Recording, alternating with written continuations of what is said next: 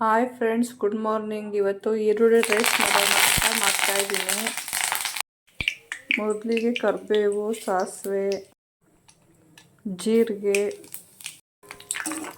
ಸ್ವಲ್ಪ ಫ್ರೈ ಮಾಡಿ ಇವಾಗ ಹೆಚ್ಚಿಟ್ಕೊಂಡಿರೋ ಅಂಥ ಈರುಳ್ಳಿ ಹಾಕ್ತಾಯಿದ್ದೀನಿ. ಸಾಲ್ಟ್,